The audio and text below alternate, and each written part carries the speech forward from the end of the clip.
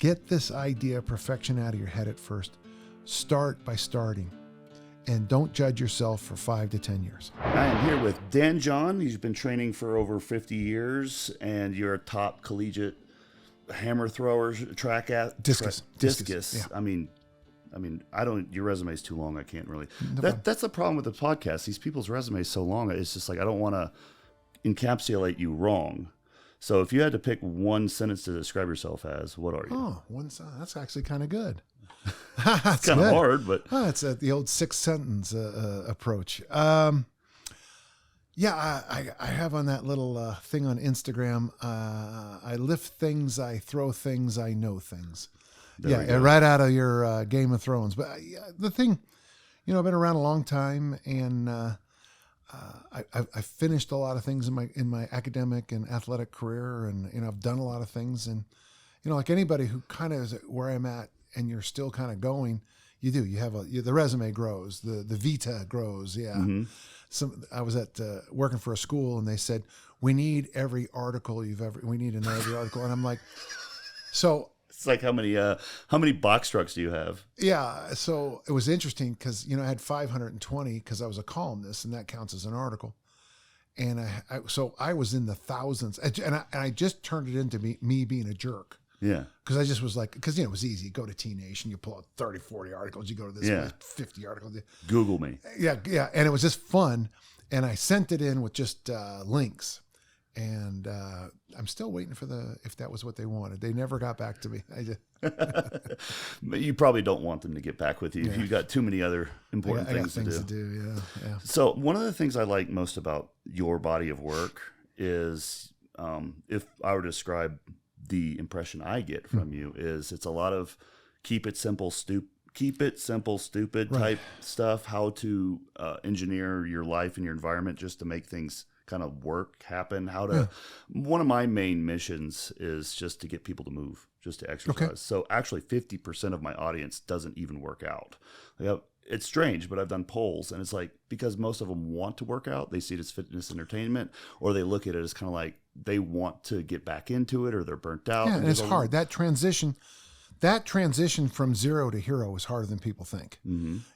I love that Dave Tate thing where he has those 4 levels but going from nothing to something is hard. In fact, there's that little sign on the gym wall, if you saw it, what's better than nothing? Anything.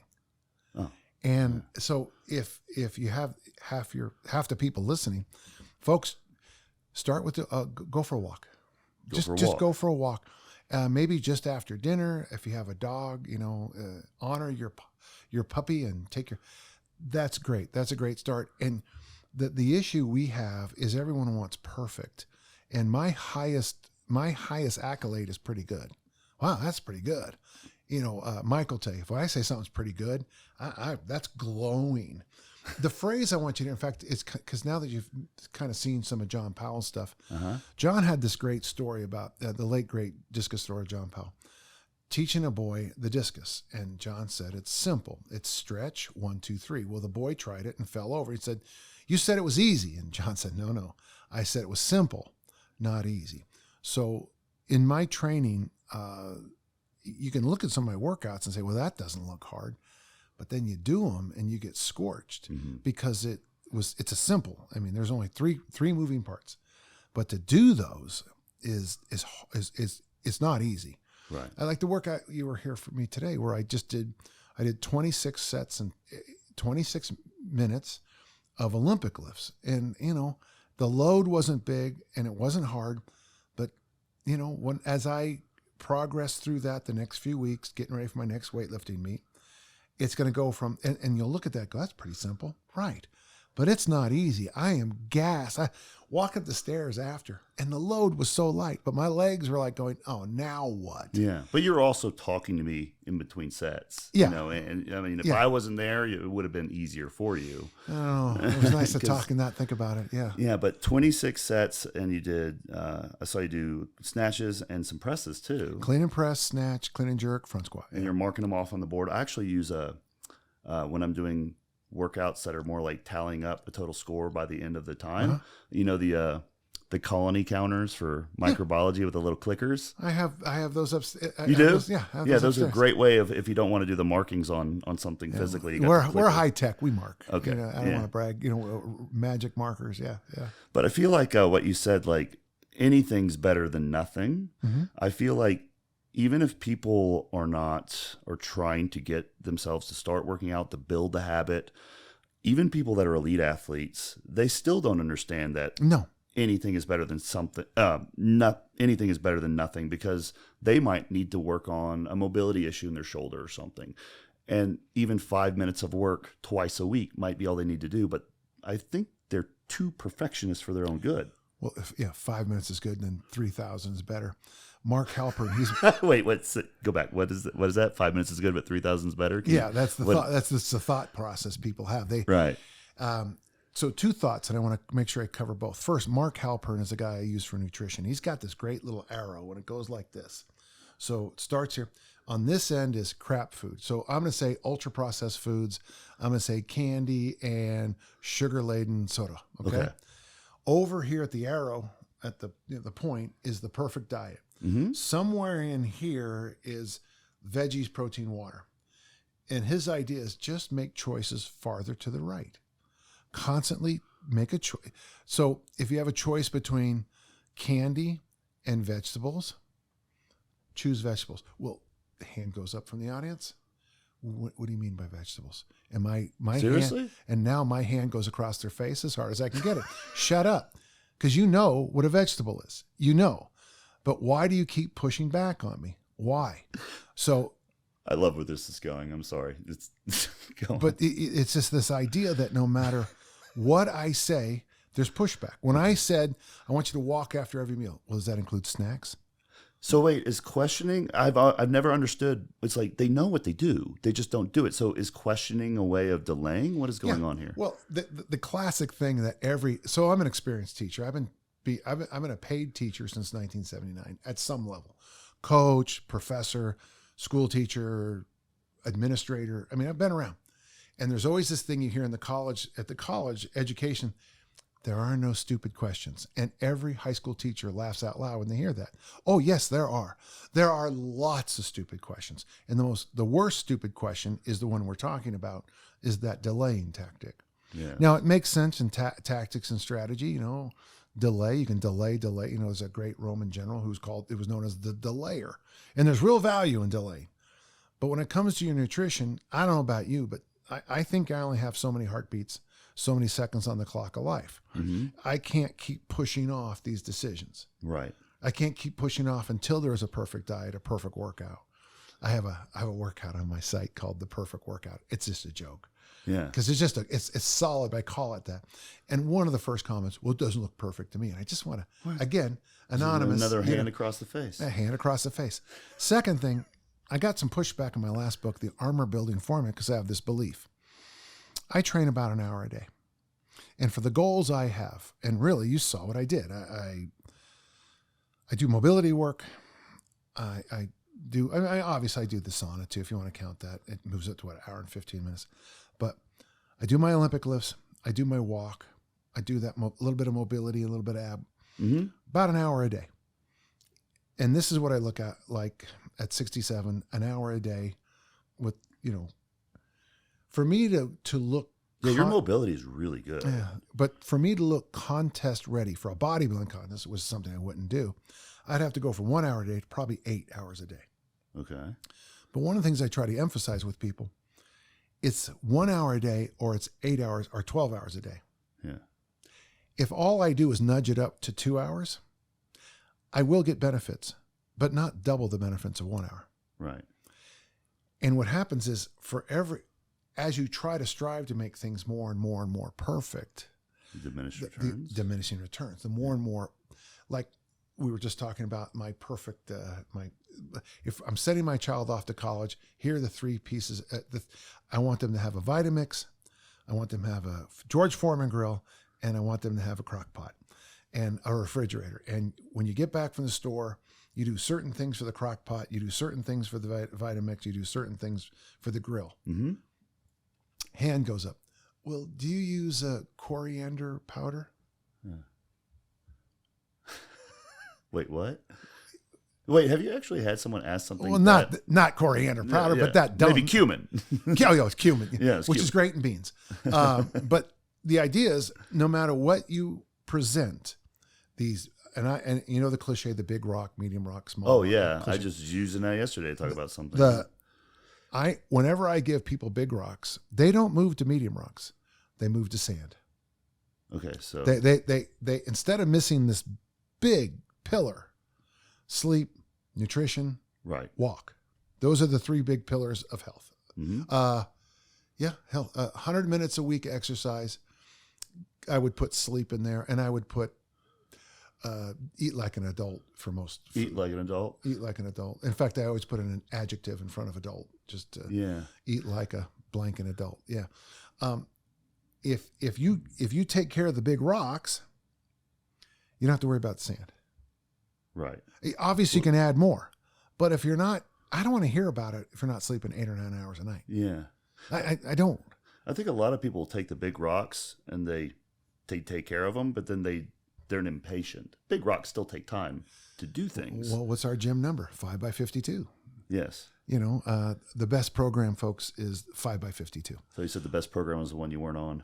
Well, that's another 1,000 cliches. Yeah. Yes. The man of 1,000 cliches. But you know, no matter what you do in exercise, if you do it 5 days a week, 52 weeks a year, you're going to trend better.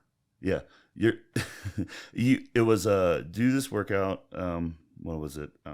5 for easy strength. It was like, do it 5 days a week, 52 weeks a year for 10 years, and all your dreams will come true. Yeah. Well, I even summarize it even simpler. It's the 2-3-5 prescription. 2-3-5. 2-3-5 days a week. You should pick 2-3-5 exercises and do 2-3-5 reps of 2-3-5 sets. Mm-hmm.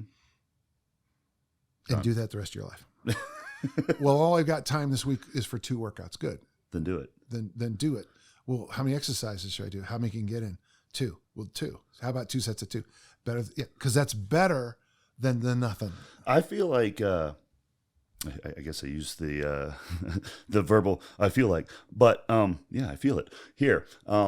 Tire slashers. You know what tire slashers is? It's you lose one tire. You know, you have four wheels. Yeah. One gets punctured, and now they just go ahead and slash the other 3 and give up. You know what I mean? Because they get a momentum where they hit. Hey, I want to do really good 4 workouts a week. They do it on week 1, and this is perfect for January when people are like on New Year's resolution. Yeah. They do it for week 2, and then miss 1 workout on week 3, and it's like they throw it all in because it wasn't perfect anymore. Yeah. How do you deal with those people? So one of my first articles ever published was funny. It was about it was called my rule of 5. Okay. So the rule of 5 is this, folks, is that 3 out of 5 workouts I have are kind of punch the clock workouts. I mean, I just show up, I get the work done. 1 out of 5 workouts is pretty good. And then 1 out of 5 workouts is so bad, I don't really talk about it. So out of 100 workouts, 20 workouts are pretty good, right? Uh-huh. And pretty good is pretty good for you. Yeah, pretty good is pretty good. Yeah. And out of those 20 workouts, go back to rule of 5. 4 of them are like, yeah. Yeah. Now, in a career as long as I have, you know, where you're sneaking up on thousands of workouts, I have workouts I've done that I'll brag about online all the time. My joke, this is my favorite joke. In June of 1979, for a bet, I back squatted 315 for 30, 275 for 30, 225 for 30. Whoa, 1 set? No, one workout. Yeah. And as soon as I recover, I'm going to do it again. So the joke being that I did it in 1979, and I'm still. Oh, I got you. Yeah, sorry, I have to write these down. Yeah. The point is, I mean, I'll brag about that workout all the time. Yeah. I can't repeat it. And I'll have workouts that are just embarrassing. I just will come in and it's just like, ain't there. But I'll still hang out. That's actually where the TRX, the workout, our Wednesday workout came from. Mm-hmm. We decided to say, okay, 1 day a week, we're going to work out, but there'll be no reps counted. There'll be no sets counted. We will kind of do, you know, you saw there's a flow to our suspension trainer workout Wednesday. TYIs, there's curls, there's tricep extensions, there's stretches, there's glute It takes work. about 30 minutes maybe. And it's nothing, but we decided to make that that's the day we're going to work on all the stuff we all know we should do, but we go out of our way not to do it. Right. Now, if I come back 2 days later, Friday, and I have another garbage workout, I say like I'm supposed to press 20 sets of 2 in the military. Okay. That's a workout. That's not an unusual workout for us. I don't want to explain all of it to it's an experiment, folks, so don't worry about it. We're going to do 20 sets of 5, 20 sets of 3, whatever. Okay. And we start lifting, and I'm in set number 4, and I'm getting singles with the weight I can get 10s with. Then I have to fold my arms and say, okay, what's going on? Yeah. Because I allow 1 out of 5 workouts to be garbage, to be, kind of fun and easy. I allow 3 out of my 5 workouts to be punch the clock, I think those are important. I call them check the box workouts. Check the box, same. Same. The boxes, because I think everyone thinks every workout has to be like, it's like, no, just go through the motions. Well, and it'll get done. I use Wile E. Coyote. Remember, he used to take the thing and punch it in. Yeah. To when he deal with the shaggy dog and they're trying to steal sheep. Yeah. So that's the punch the clock. And then 1 day a week is kind of good. And it's interesting because last week, the best workout I had last week was Tonic Thursday, the day we do all the original strength and all the mobility work. Right. That was by far the best of the 5 workouts I had. I felt good. I felt mobile. I popped up after the workout and I said, yeah, that's who I am. See that? That's me. Mm-hmm. I'll have workouts where I've been peaking up to this Olympic lifting meet. It'll be 2 weeks ahead, Wednesday, traditionally kind of a heavyish day. And I can't get out of my own way. I'm supposed to clean and jerk my opener. I'm in my warm-up weights getting buried. Yeah. What's going on? Okay. So you can't always predict good workouts. And sometimes the best workout of your month might be a mobility workout. And sometimes it's that you nailed it perfectly and your meet is perfect. You're 6 for 6, you're 9 for 9, whatever your sport is. And you nail it and you break state and national records right and left. The crowds go crazy. 6 months later, you do the exact same thing, weightlifting meet. You go 2 for 6 and you barely get there because you have to, you had 2 do or die attempts. Okay. What's the difference? I don't know. Yeah. But then that's why you do this. Right. You use your brain, you fold your arms. One of the things I'd really emphasize to your audience is, and it will help the people, half your audience who don't train. I believe in fact, I'm writing a new thing. It's not gonna be a book. It'll be a little like pamphlet. Okay. It'll be called The Geometry of Success. Okay. Geometry starts with these things called givens, and then there's the to prove. So the to prove would be your goal, what you want. Mm-hmm. But what most people ignore is our givens. In my gym, and you saw it, I don't have the world's best Olympic lifting equipment. I don't. I have basically stuff that fell out of the back of a truck, equipment. Mm-hmm. But I've also trained with just one single 28 kilo bell because that's all I had when I moved to California back in 2010, 11, and 12. So that's all I had. And that's when the Coyote Point Kettlebell Club. So with just a 28 kilo bell, I had to fold my arms and use my brain to think. How am I going to get my workouts in? How am I going to take care of business? Yeah. If you show up at a new school, this is very famous.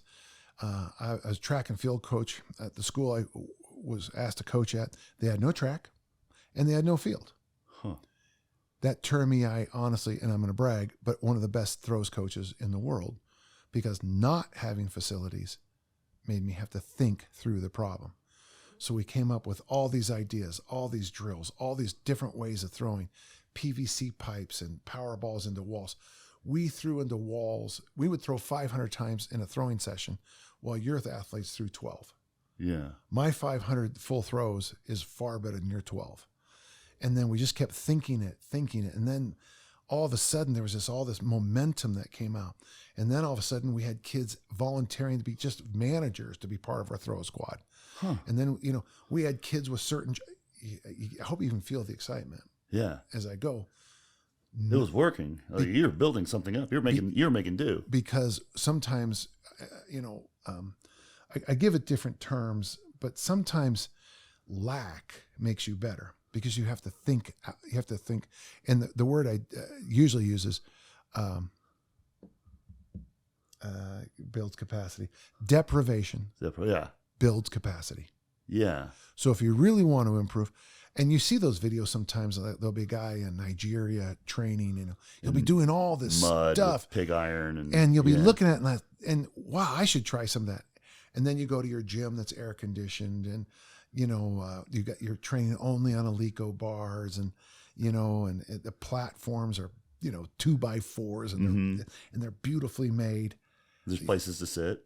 And there's places to sit. Yeah. There's my rotating stool. Yeah. And you don't make sometimes deprivation increases capacity. And I think it's very true because it makes you think. Oh, you learn, and necessity is the mother of invention. We can just keep throwing the cliches. So what happens when you take the athlete that's been training in a deprived environment back to, a first-class facility again? It's like, well, they start to laugh when they hear what people are complaining about. Yeah, first world problems. I remember being at the Olympic Training Center and someone complained that they serve chicken every day, and I'm like, 3 times a day, people make food for you. That's free. And then you sleep on this bed. That's free. And you got a guy like me working an administrative job and a professor job. I'm also driving my daughters back and forth to school. I'm training 15 minutes to half an hour a day. And I beat you? This happened to some track meets. Yeah. And these sponsored athletes I beat. And it was like, and I just wanted to lean into them. Oh, and I'm 46 and you're 26. Yeah. And I want to lean in and say to them, part of your problem is this is a little too cushy. Yeah. It's interesting because, if you talk to special forces guys and Marines, one of the things I'll often say is that we do a lot better when the facilities are a little crappier because we have to outthink the problem. It's kind of like the paradox of choice as well. Yeah. You no longer have to be like, wow, I got everything in the world here. What do I choose? Like, you got a kettlebell, pair of rings, a barbell, some plates. Go. Do you want chicken or chicken? Do you want chicken or chicken? Yeah, I mean, yeah. It's Groundhog Day. Yeah. And the bodybuilder spirit animal, Groundhog Day. Or a moth if you're looking for the right lighting. Yeah, there you go. So that's kind of, in a big picture, sums a lot of how I see things. That's interesting. A lot of people probably won't even start training because they don't have the stuff they think they need when they really don't need it. The outfit.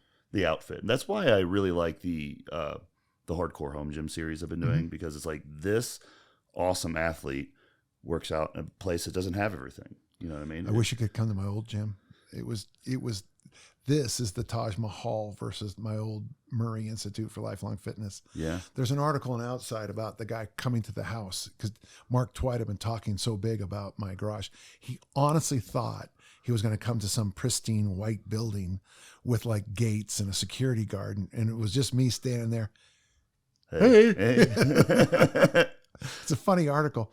And, but that's always how I'm a backyard garage gym patio. Did we call it a porch or a patio back in the day? Since my first lifting. So yeah. I was in South San Francisco when it was foggy, it was cold. Mm-hmm.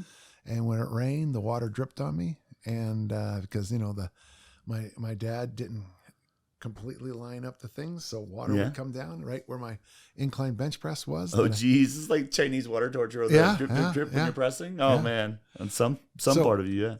So just to go back in time, in 1965, my brother just got back from Nam, and my aunt died, and she left some money for us, and they went to Sears and bought the 50 kilo, 110 pound barbell set. I still have the booklet. Oh. And then that's when I stared lifting. Were these like sand plates? Oh, yeah. Standard bar? Yeah, with the rickety, yeah. And those little Oh, yeah, the little star things, yeah. And a couple of years later, I mowed lawns for about a year to buy an incline bench press from Sears. Yeah. And that incline was later used by my cousin who played for our national team in rugby and then became a famous SWAT officer. And our other cousin then got it after that, who was the NFC defensive football player. Goodness gracious, this thing has been the hand-me-down of hand-me-downs. And I look back on that, and there's me in the backyard, so, and then I stole plates from the Gregory twins, and I stole plates from Kim Richards, and that's how I added more weight on the bar, was stealing plates from my neighbors, borrowing, long-term borrowing.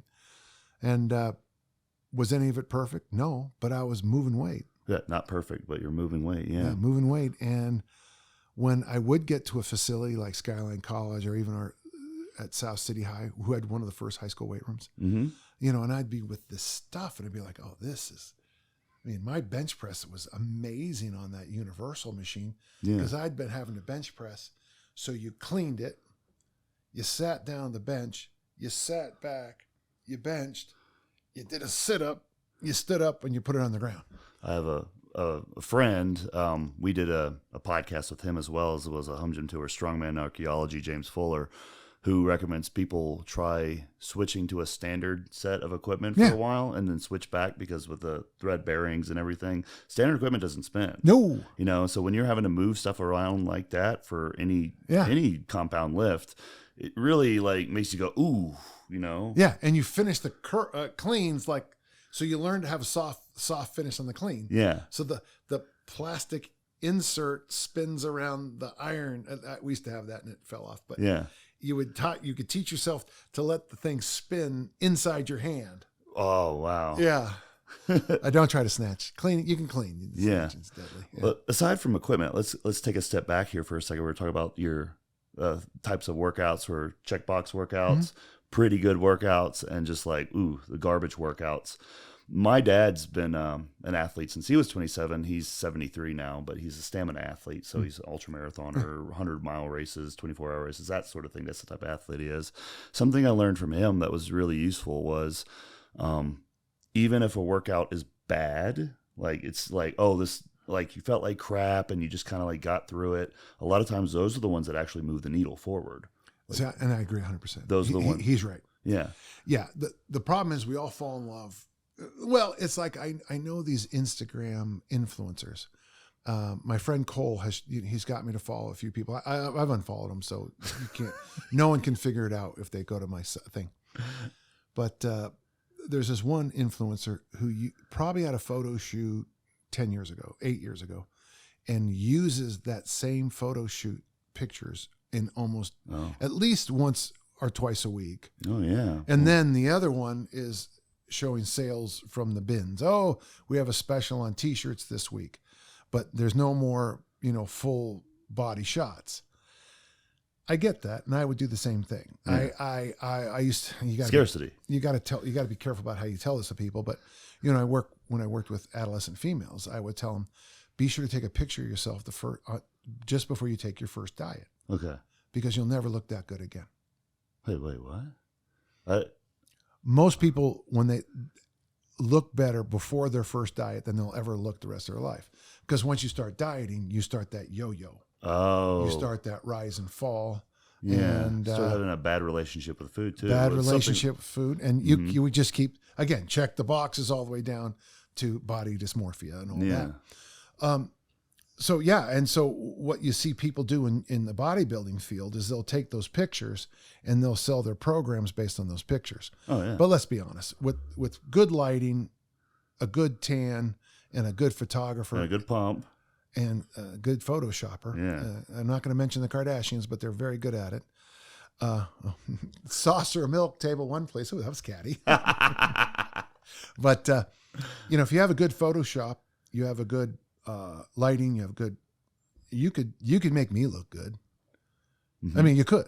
I mean, that's a lot of. What are you saying? You look bad? Yeah, well, I'm kind of a wreck. But the problem is, if I'm selling on my site that I want, this is how I look once every 42 years. Yeah, that's not true. So I mean, in the house here, we have some photos of me in my athletic career. Weird thing is, I weighed less than I did in college. Which is unusual, by the way. I often tell people you should try to strive to stay at your collegiate weight as long as you can, as best you can. That would be like the early 20s? 19, 20, 21, in that range. Okay. Try to make that because that's usually where, life happens after that. And if you can kind of remember that, it's not perfect. It's not a perfect thing. And there's probably, if you have comments, they'll be, that's BS, and okay. In a pool of 100 people, it's a pretty good 70. About 70 of them go, that's pretty good. Yeah. Maybe 80, probably more like 100. But when it comes to diet, one of the things that I tell people I really like, I think it's helpful, is to have a better relationship with food. I feel like most people focus too much on what they beat themselves up over what they shouldn't be eating, that they think they shouldn't be eating. Like, oh, I should be eating cookies and pie, and I shouldn't have had that burger. I was lazy today. So they beat themselves up over that, where I really think they should be harder on themselves for not getting the good foods in, because that's very good. Once you get go ahead and get the good foods in, and then after that, see if you want like the cookies and whatever else, because you're not going to want as much of that stuff when you've already fueled up on, your vegetables, your lean meats and stuff. And on top of that, I mean, you'd be surprised how good you'll look if you just eat the stuff you're supposed to, and then you can add some crap on top, and it's like, oh wait, I can still eat that? One of my first articles for T Nation was my diet that said the eat anything you want diet. And you can. It's completely open to you. So I pulled out that list of superfoods that had come out and probably turn of the millennium. Mm-hmm. It was a list. I remember that one. Blueberries was always up there. Blueberries, salmon, olive oil, coffee, cottage cheese, oatmeal. But I had this one tiny caveat. Each day you had to eat a dozen eggs, 2 pounds of salmon, cottage cheese, a whole serving, a whole tub of cottage cheese. I think I had 2 cups of oatmeal with blueberries, because blueberries is a superfood. I think it was a pot of coffee. I had this whole massive list, and then I said, after you consume all that, you can have all the ice cream and candy you want. There you go. And I no offense to our gentle listeners, I don't know what camera to look at, but no offense to our gentle listeners. This is how dumb people are, and I apologize for saying those kind of things, but I had people say things like, well, yeah, if you ate all that food, you wouldn't be hungry. That was kind of the point. Yeah. I tell you, and I also have a thing called the 2 pound salmon challenge. If you ever tell me that you eat and eat and eat, but you never get full, eat 2 pounds of salmon, and satiation, however you want to say it this week, I guarantees eating 2 pounds of salmon. Oh yeah, that'd make me full. I have a really good appetite. Yeah, full. You don't want any more food. You'll emotionally be able to take another fork bite. Yeah, you'll do it, and the pushback from your body will be hilarious. It'll be, I can't do it right. So quit saying that. Oh, I eat the 2 sides. I don't eat anything and I put on weight. Well, you don't exercise either. So you got that going for you. You don't sleep well. So other than that, you're perfect. And the other one is, other than that, you're perfect. Yeah. I can never seem to get full. Yeah. Well, no, it's because there's a potato chip called Lay's, and I'm not ripping on Lay's, but they're advertising years ago. I bet you can't just eat one. Why? Because their food engineers had programmed to bypass the brain's, the hormone system's ability to say enough. Right. Fritos, if you ever see me with a bag of, the joke here at the gym is this. If you see me after 10 o'clock eating bean burritos, take my keys because I'm drunk. But if you ever see me if I'm sitting watching a college football game with Fritos in front of me, I'll eat the whole damn bag. Yeah. And not even register that I ate anything. Yeah. It's, like you said, very smart food engineers designed a food that bypasses the hunger system.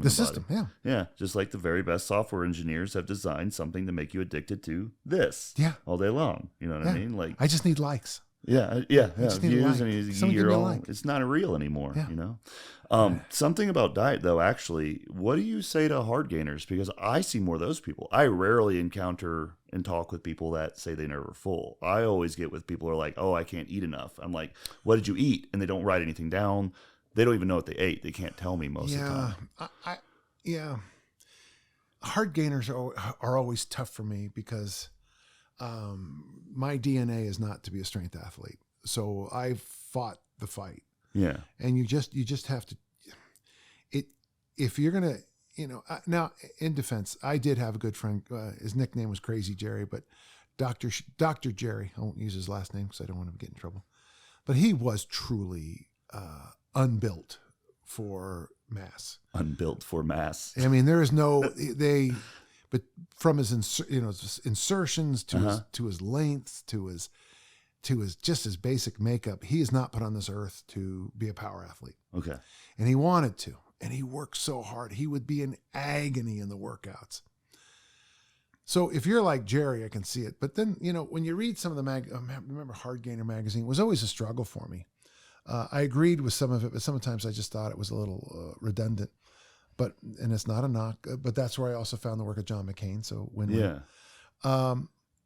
Sometimes when you get to a situation like that, but listen to what you just said. I told you to keep a food diary, and you didn't. Yeah, well, yeah. Same, Josh Hillis, he's a fat loss expert. And back in the day, his number one thing was the food journal. Okay. And now he's shifted a little bit more over to habits, but I still think for a fat loss client, what happens is you come into me once a week and we're supposed to have this workout. It's Friday. And I say, well, you only did last Friday and Saturday. What happened on Sunday? Oh, and he would not train the person until they had backlogged the entire food journal. Huh. The first week, he told me one time, he had clients, it was 45 or 50 minutes of sitting there. Okay, well, we only have 10 minutes. Let's do some squats, do some goblet squats. Yeah. And, push-ups. That you saw that, like Erica does in her workout. The next week, it was half an hour. The third week, he was the greatest fat loss expert on the planet because they lost weight because they finally adhered to the diary. Right. And then the other thing he did, and Josh, if I'm speaking out of school, I'm sorry, but he had a green pen and a red pen, and he would circle every time he saw protein. Okay. What, with red or green? Green. Okay. And what he tried to do, he goes, oh, chicken, eggs, oh. Right. And he just flashed through it. Mm-hmm.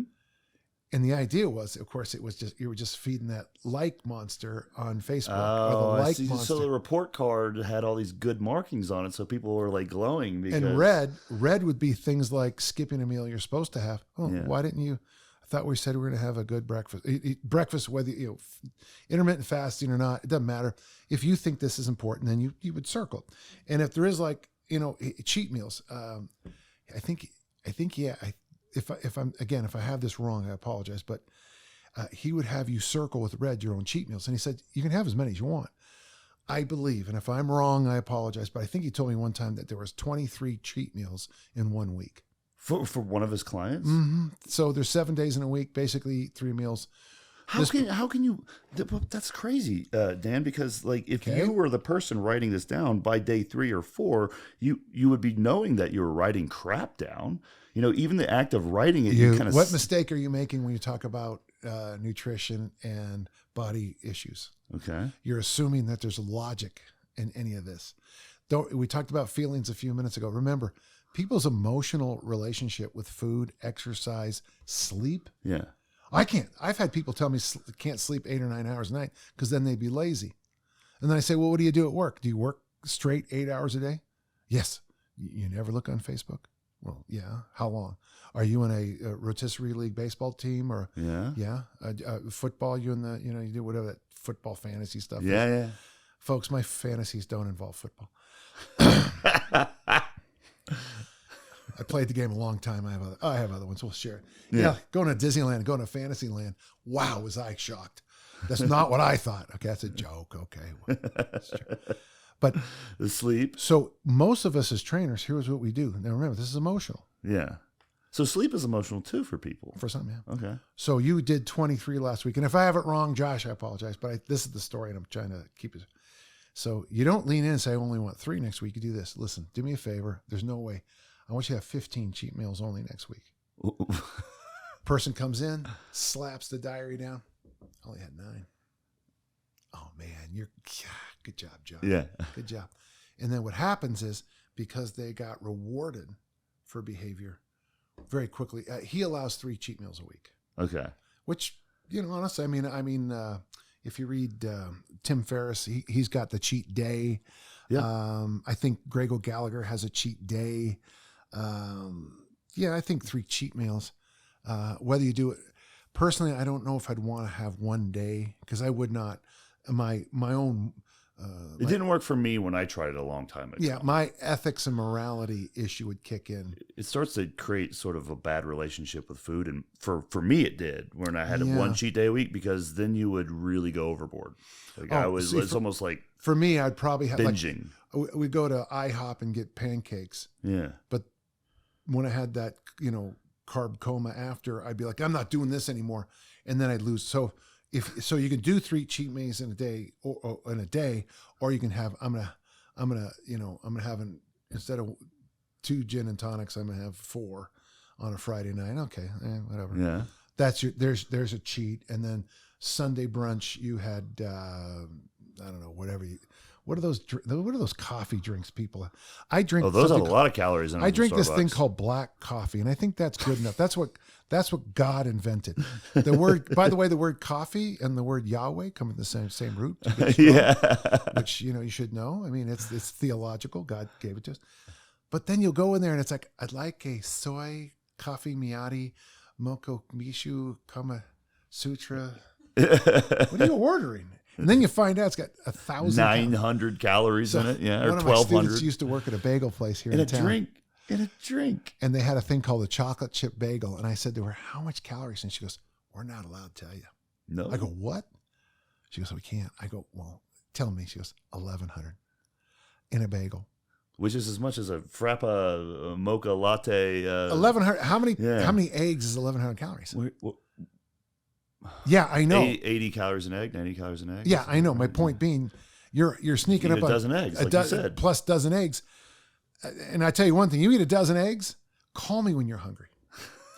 Eat a pound of butter and a dozen eggs. Call me when you're hungry. Yeah. Eat 2 pounds of but that Frappuccino Mochiati Kama Sutra and that chocolate chip bagel, you're starving in an hour because of the insulin bounce. I mean, they're eating them both together too. Yeah, I know. You realize, that's why. And then an hour later, you're shaking. Well, these people also don't exercise a lot of times. Yeah. So for me, I'd rather if you're going to cheat, at least if you're wired like me and you decide to cheat, just throw a number out there. Mm-hmm. Now, everybody in the world slides to perfect immediately. And so no one listening would ever have a cheat day. Okay. But for a guy like me, I might have like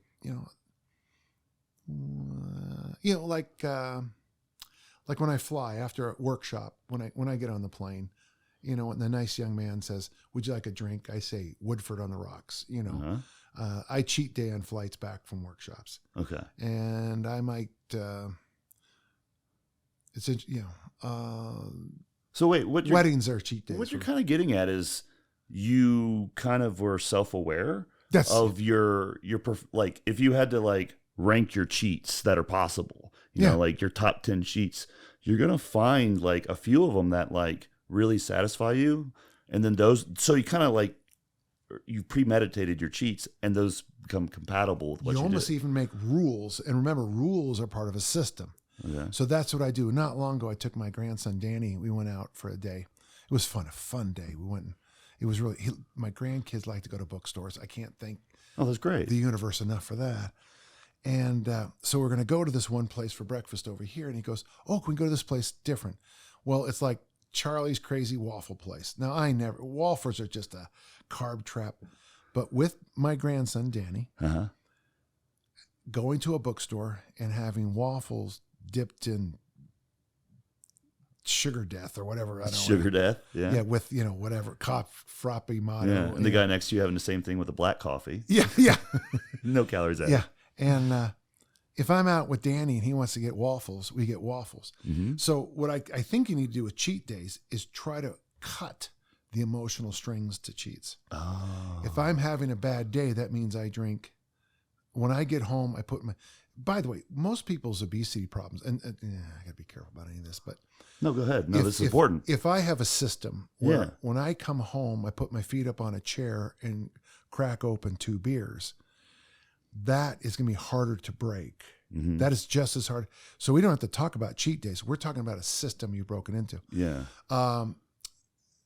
It's like triggers. Oh, it's the same. It's all triggers. Triggers. Yeah. So I'm having a bad day. So me and my girlfriends go out and we're going to eat chocolate. Mm-hmm. So what you need to do is just change your triggers. Yeah. I've noticed that most of the time when I cheat, I'm in a good mood. Yeah. Weddings. Yeah. See, I think weddings, births, things like that. Absolutely. Celebrate. Yeah. At my daughter's wedding, I ingested plenty. Yeah. Yeah, but it was my daughter's wedding. Yeah. Sadly, the next day I had to fly to England. No Redford on the rocks or whatever. Woodford, yeah, boy, but hey, I made it. Woodford. Yeah, but yeah, all good. So I think we're both saying the same thing is that when you take over your sleep, nutrition, exercise, recovery, and all the other good mobility, flexibility, all the all the qualities, once you start to do that, you'll probably at the same time realize that, oh my God, I have a fat making system when I get home. Oh, interesting. I put my feet up, I drink 2 beers, I eat some chips. Yeah. Then I eat dinner. Then I watch more TV. We know this fat making system. Yeah, we know that in excess of 2 hours of TV watching every day contributes to, the numbers are straight. Yeah. To diabetes, all kinds of cardiovascular issues, and just good old fashioned obesity. Mm-hmm. We know that. Good old fashioned. Well, just yeah. But it's funny because an old school obesity. Yeah, an hour of TV watching doesn't seem to have a big impact. Up to 2 hours doesn't seem. Every minute after 2 hours, you are thresholds. Yeah, you are hitting it. The threshold on exercise for longevity is 100 minutes a week. I love thresholds. I love lines in the sand. Yeah. If you're 25 and you want to live to 55 as an American, you only need to do 2 things: wear a seatbelt and don't smoke. However, if you're over 300, the stats can change completely. So there's a threshold of 300 pounds when it comes to age 25 to 55 in America, and survival to 55. Kind of, you said seatbelts, and what was the other one? Don't smoke. Don't smoke. Yeah, this kind of reminds me of the statistic where people have looked at people that take supplements, like health supplements to live longer, like vitamins and stuff. Like, we're not talking about gear here. We're talking about supplements, like health supplements. They live longer, but it's not because of that. It's because the type of people that take those things are doing all these other, you see what I'm saying? So it's kind of like that with the seatbelt and not smoking. I go to the senior center 2 or 3 times a week, and Maureen is this great woman who works there. And she's a wonderful woman. And she summarizes. So she's around, one of my best friends, Meryl. Yeah. So let me talk about Meryl for a second, then I'll get back to it. Sure. So I have a video of Meryl, and Meryl was an eyewitness to the first atomic bomb blast. He was working. He was on a sheep ranch as a teen, and all of a sudden there was this flash that freaked him out. And then about 20, 30, 40 seconds later, this rumble came in and kept echoing. Okay. He's an eyewitness to the first atomic bomb blast. Then he flew 88 fighter missions over North Vietnam. That's a lot of missions to not die on. Yeah, we know that. Yeah. So he's 91. Yeah. And I like to hang around with him because when you're around 90-year-olds, 80-year-olds, you learn some things. And Maureen summarized everything for me. Here's the secret to longevity: community, movement. That sounds right. And all the research in the world. So that's how I explain that weird thing about community. Also means like friendships. But it also, there's that weird number in longevity studies with coffee and red wine. And whenever we try to break out, okay, what is it in coffee that makes longevity? Well, if you work at a school or a church, there's always that blue, yellow, gold color on top of coffee that's been in the pot too long. Mm-hmm. That's the healthiest part of coffee. That's those oils. Yeah, that's why when you brew something, you can kind of see it in the light. The stuff that's kind of like shiny on top. Yeah, that's the stuff. Okay. But if you put that in a pill, you get none of the benefits of longevity. Resveratrol is a thing that's in red wine, and they thought that was the answer. It has no difference. Mm-hmm. But if you're having a bad day, I say to you, let's go get a cup of coffee and sit down. Mm-hmm.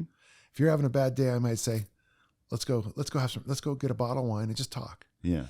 The communal nature of wine and coffee, I think, are the reasons that people who drink coffee live longer. I could never understand why the study showed that people who drink coffee live longer. It never made any sense to me. Because the communal nature of certain foods. Oh, okay. It's not the fact that you go to church. It's the fact you go to a communal event. Okay. If you're interested, and it's tough. Since World War II, the number of organizations like Elks Clubs and Rotary Clubs, the Boy Scouts is going through a massive change. The Girl Scouts are going through a massive change. Yeah. Community organizations are all drying up. Little League is disappearing because of club baseball.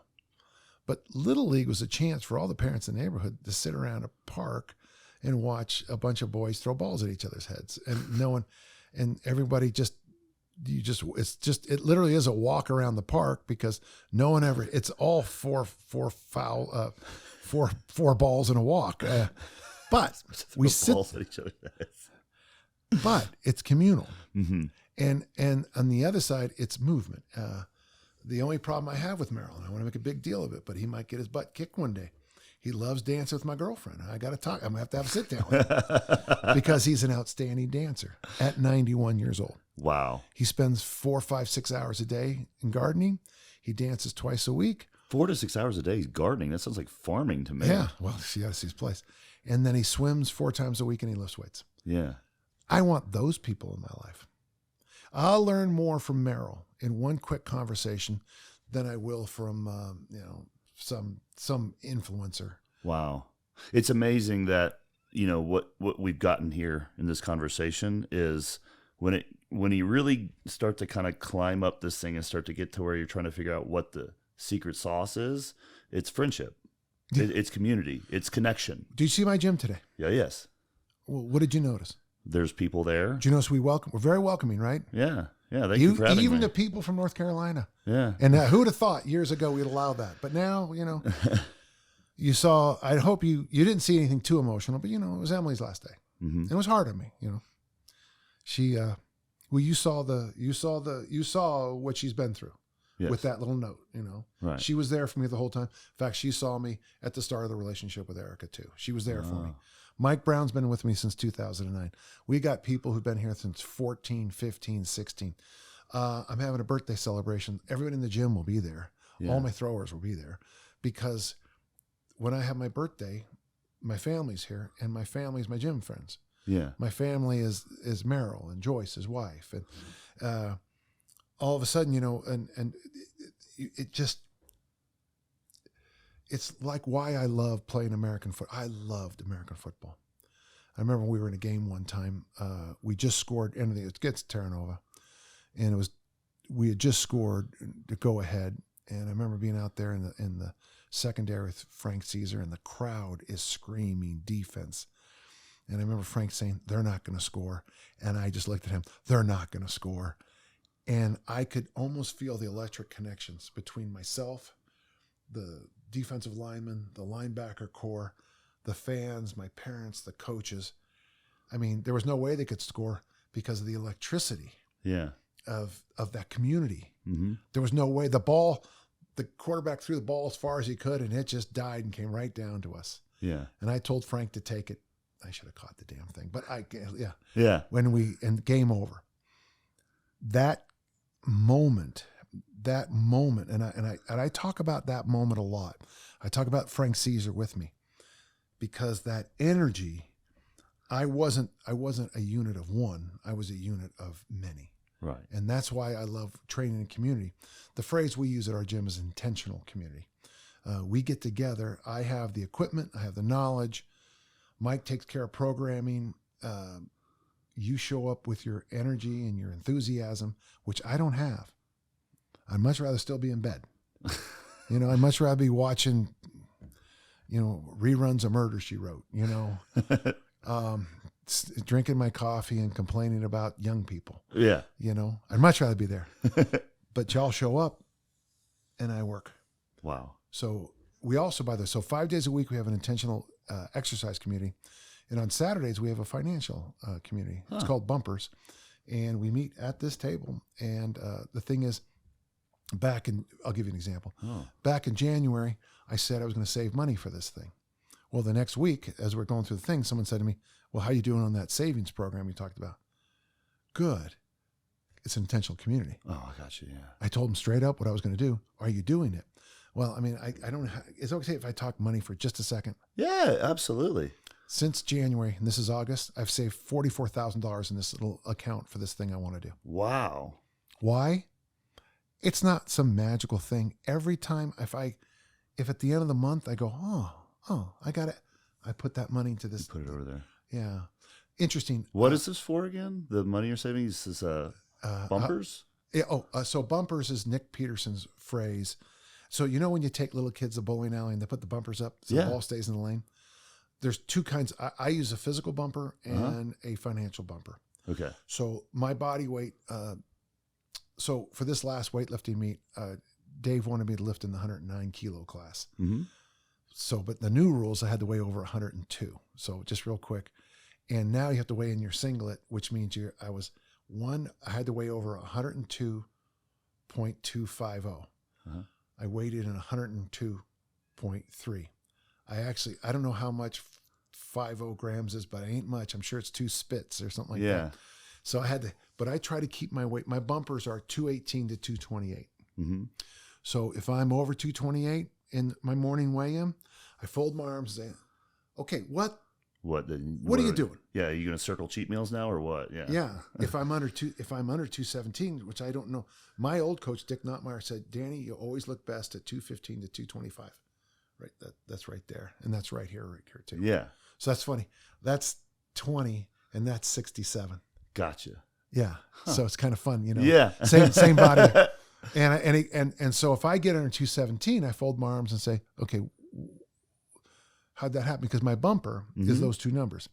With financial goals, I need this much money to survive and this much money to thrive. I try to keep my monthly income between those two numbers. Okay. If I have a good month, which I do sometimes, I do have good months, between workshops. And, so you'll be above. So you know what I do with that? I take that money and, so real quick, I got this from Tony Robbins. I think it's good. Okay. First thing you should always have is, it's called 3 buckets. Was this from his book, Money, the Game, Mastering? No, it's from a recent book he did. It's, yeah. Get the Edge. Get the Edge. He's written a lot of books. Yeah. But this one was, I thought this was his best work. Okay. But the first bucket is an emergency fund. Sure. And basically, when I was young, they used to say, be about the cost of a new set of tires or a new water heater. Uh-huh. So basically, that's about $1,500. I just read a thing today, literally, as we're talking about, that they said you should have a $33,000 emergency fund, 6 months of living expenses. Mm-hmm. And I thought to myself, that's not what an emergency fund is. That's a different fund. That is a medium range fund. Okay. So the first bucket is emergency fund, $1,500.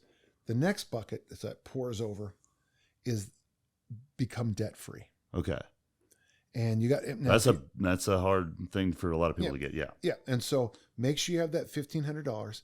And then after that, and maybe you can't pay off every debt every month. Okay. Mm-hmm. Maybe you can't, but can you pay off your lowest debt? You have a card always pay. And this is something I learned back in the 80s. Always pay off your lowest debt, because what you do when you pay that one off and you rip the card up and you rip the bill up, it's gone. Right. Yeah. It's gone. Yeah. And maybe you got to, I have a, the house or something. Okay. Mm-hmm. That's, yeah. And the third bucket should be the fortune fund. That's that fun goal that you want to have. So what I'd like to do is I've traveled to Europe. Honestly, it's in the dozens of times, but like when I went to Vienna, I was at a hotel, a gym, a hotel, or home. Right. Went to Stuttgart, base, home. Okay. When I was in Munich, hotel, gym, great pub. Yeah. Airport, Gotcha. But I never see places. Right. So I want to take a river cruise. So you wanted some buffer there so that you can actually not think about saving money while you're doing something that isn't about saving money. So my goal is I want to take a river cruise, and I'd like to do, if I could combine, I'd like to be able to combine Ireland, Nordic, and then maybe a river cruise, maybe a 3-for, and do it right. Yeah. But my emergency fund is stacked and packed. Right. I have no debt, which at my age should be kind of a given, which is nice too. And then there's this fortune fund, and then, but you'll go to I'll take it right in my office right now. I have my last will in there. I have all my funeral plans. I have my burial plot planned. I have everything planned. If I die right now at this table, that'd be so cool. Please don't. So cool. I don't want the views, Dan. But the nice thing is my daughters and my lawyer have all those documents, and we've already done a lot of these. It's all done. So one of the things I try to do with the bumpers idea is keep myself in these zones. Okay. So, and here's the thing: if I wake up and I weigh in at 221 tomorrow, guess what I do? There's no judgment you're good. because I'm between Because you're between 217 and 228. Yeah. Yeah. Yeah. I'm in there. Mm-hmm. If I have a month that doesn't go well, but I'm still here. Yeah. Well, yeah. A couple of months ago, Mike had a tough month because personal trainers have certain times of the year where June is a tough month of personal trainers. January is a great month.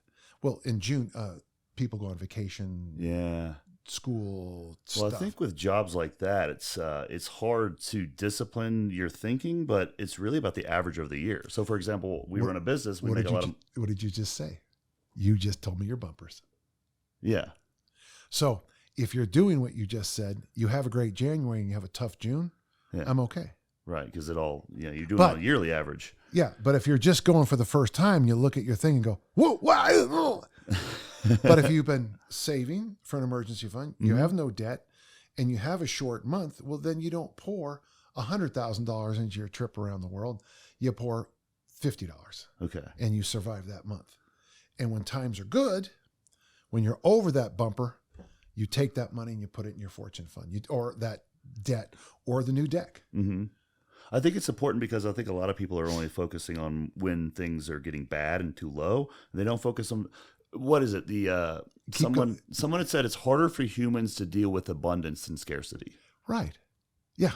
So you need to have a plan for when things are going too good so that you see what I'm saying? So yeah, I think it's important to keep that in mind because sometimes things good do happen and you don't want to be like, most business people are always thinking about growing more and more. And when things are going really good, then they just pile more and then they crash and burn out.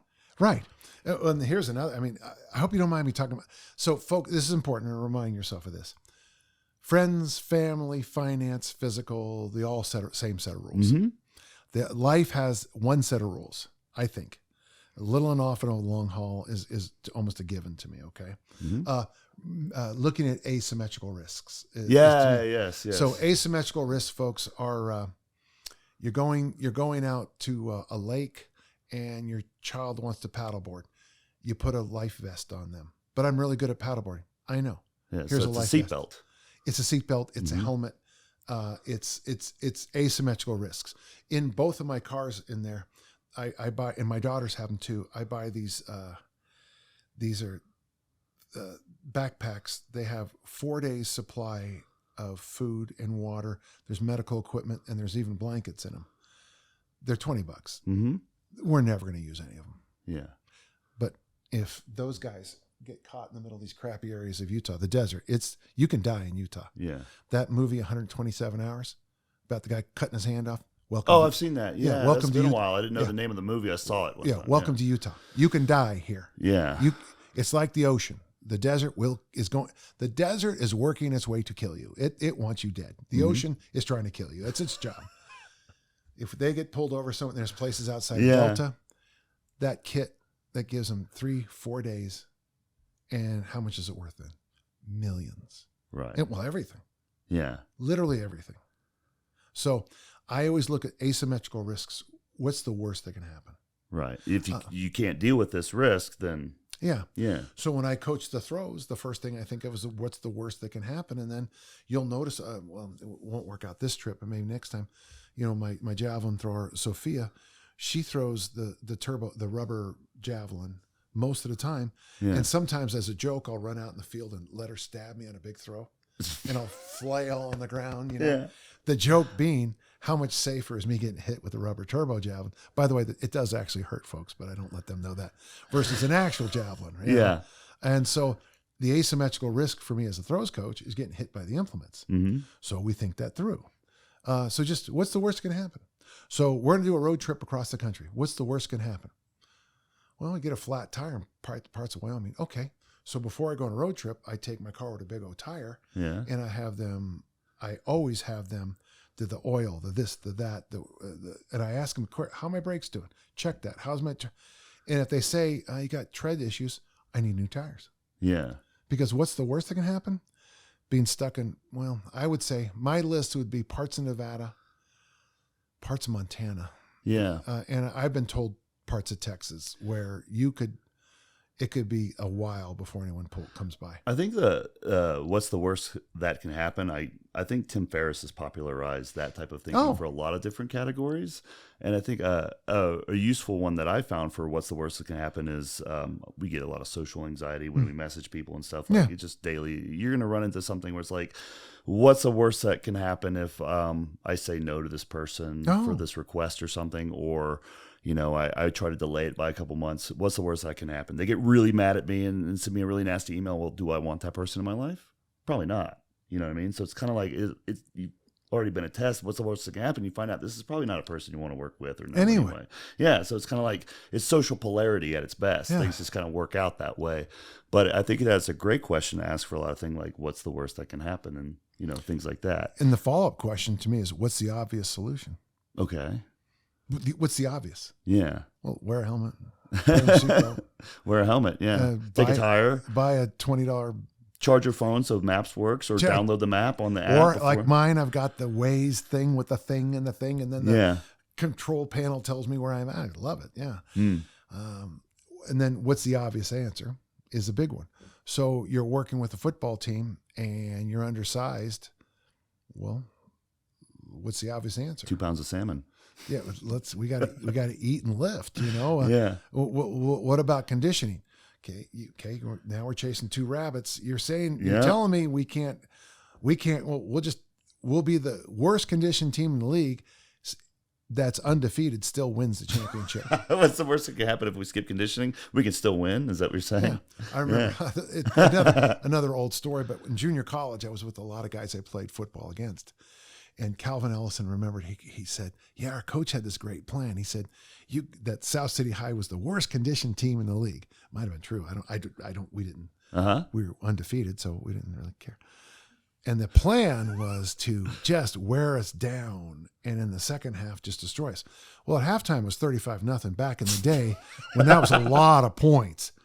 And we're joking. They're wearing you down. And I'm like, a buddy of mine, Steve Davidson, ran for an 81-yard touchdown on him in the fourth quarter. He was like our 4th string fullback. And I'm like, yeah, I was exhausted on the sidelines in the third quarter because exhausted from destroying them. The whole no starter was on the field. Yeah, I had to actually go out on the field for certain things because we didn't have anybody in the field with any experience, like on punt return. So we'd be sitting around like 20 minutes. Punt return. Oh damn. Where's my helmet? Wait, where's my uniform? Throwing your shoulder pads on, running across the field. Yeah. So what's the worst can happen? What's the obvious solution? And then my big answer is little and often over the long haul. Little and is there an acronym for that you made up? And I got this. I need to remember. Remember Coach Mon? Little and often. Little and often. Over the long haul. I'm trying to do letters and math don't in my work head. too hard. So but over the long haul is important. From me doing, you doing this over 50 years and me at 25 years experience, like you look back and be like, oh, you start to see patterns and then you start to kind of get an idea of like longer timetables. That's the answer a lot of times. You know what I mean? Just like. Well, I had a question. Josh asked me this, good friend of mine, Josh Tevis. He goes, if I was to give you a sport, could you give me a training program so I could be on the Olympic team in 4 years? And I said, well, the problem with that is we should have started that 8 years ago. Because the 4-year plan is built on the 8 years before it. I started throwing the discus in 1970 and then retired in 2010. So 41 years of competitive discus throwing. Yeah. And when people asked me towards the end of my career certain questions, it was like, yeah, you got it. So it's kind of like, you got to invest. Yeah. Anyone that's been watching this, if you need a good 4-year plan and you have 8 years of experience, this is your guy. Yeah. Well, and it's not that I'm, and it wasn't poo-pooing the question. It's just like 4 years is not nearly enough time. Now, the funny thing is, I had an exchange student from Japan, Tenkai, and he barely could speak English, but I got him to the state track meet 6 weeks after he saw a discus for the first time, because I have a system for teaching the elements of the discus. That system can get you in the Utah 3A state championship your first season. You're not going to be a national champion and you're not going to be state champion, but I can get you to march out on the field at the state meet. Gotcha. Yeah. Give me 2 years, and now we're trying to edge our way into placing and maybe winning. Give me 4 years, and I'm basically just saying, hey, here's what I want you to do after you win the state championship. Be sure you walk up to your mom and dad and thank them. Okay, it's really important. Don't be a jerk. Yeah. You know, I used to advise my athletes that when I'm recruiting, like for the school I'm at, I mean, I do look at your marks and things like that and grades and all that crap. Yeah. I mean, yeah. Oh, it's really important. But the number one thing I look at is how you interact with your family. Oh, wow. Because if you're a jerk, it gives you an idea of how consistent and how available and ready they're going to be. Who they are. Who they are. Yeah. And who they are at the collegiate level is as important as, you know, the resume, the vita, the 6'4", you know, runs like a deer stuff. Because the truth is, you could be 6'4", run like a deer, but if your teammates want to kill you, you're not going to play. Yeah. You're not going to be good. Well, speaking of time, well, we're pretty close on time here, but one more thing about time is we've gotten, it's like these things take longer than you think. But at the same time, a lot of people don't start because they don't start because they think it's too late for them. So if they're 40, they never worked out before. What I usually tell them is like, yeah, but when you're 50, you can say you've been working out for 10 years. That's great. Okay, I got a story from my brother Gary. Yeah. My brother Gary, Vietnam vet, disabled American, love him to death. His son went to high school, and the coach asked him to come out and throw the discus for the school. And he comes home, Dad, I don't even know what a discus is. And he goes, well, your Uncle Danny does. So I started giving Gary a bunch of information on coaching his own son. Yeah. And he goes, I really enjoy this. I should start throwing. I said, Gary, here's the funny thing. In 8 years, you will be as experienced as any Division I discus thrower. He just then quickly learned the hammer. And I think as we're speaking today, he's the number 1 ranked hammer thrower in the world in the age 75 age group. Oh my gosh. He's been throwing the hammer longer than most hammer throwers because it's been going on since maybe 2001 or 2000. Okay. He's been throwing the hammer 24 years now. Yeah. He's 75. So and a Vietnam. He started at 50. Yeah. About 50, but now he's 75. He's saying he's been doing it for 25 years and he's at this. This is what he's done. Yeah. Amazing. So a couple of numbers out there, folks, I want to make sure you stay clear on. First, if you haven't done anything and you do it for 25 years, you'll be as experienced as anybody. You'll know it as well as anybody. But number 2, the other number I gave you, and this one throws people off. If you train an hour a day, you're probably 30 minutes, 45 minutes, an hour a day, you're nailing it. You're doing great. That includes 2 half-hour walks or whatever you do. Yeah. To jump up to perfection is going to probably be a leap from 1 hour a day to 8 to 12 hours a day. Doubling from 1 hour a day to 2 hour a day isn't going to help very much. So get this idea of perfection out of your head at first. Start by starting.